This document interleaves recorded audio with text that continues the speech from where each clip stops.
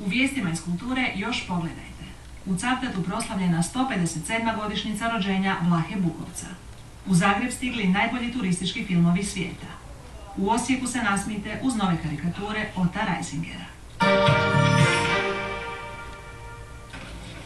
Jedan od najvećih francuskih impresionističkih glazbenika Claude Debussy rodio se prije 150 godina u Saint-Germainu u Francuskoj. U to vrijeme ovdje u Cavtatu kao 7-godišnji dječačić naš najveći slikar Vlaho Bukovac tačkarao je po dvorištu i ne sluteći da će upravo on nakon studija u Francuskoj taj duh francuskog impresionizma donijeti u Hrvatsku.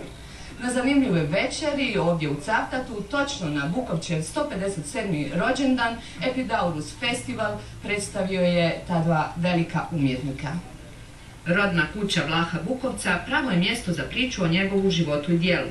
Predavanje o njegovim praškim danima održala je Vjera Borozan. Dio je to njezine doktorske disertacije koju je prošle godine obranila na Praškom sveučilištu. Bukovac kao cjelovit slikar u Pragu nije toliko bio poznat. Do sada, evo sad mislim da moj rad je nešto malo promijenio i jako mi je drago zbog toga. Ali bio poznat više kao profesor na akademiji, jer njegovi studenti su bili jako poznati. Tako da zahvaljujući studentima, što mislim da je velika šteta. Glazbeni dio večeri vratio nas je u Bukovčeve Pariške dane, u vrijeme kad su ondje cvale ideje na kojim se sam Bukovac nadahnjivao.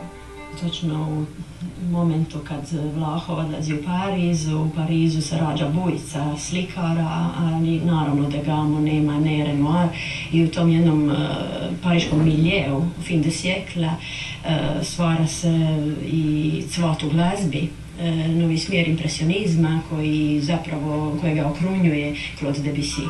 Nastup španjolskog dua, gitaristice Marije Ester Guzman i flautista Luisa Ordena uz Debussyjeve i Ravelove skladbe donio je i niz skladbi španjolskih impresionista.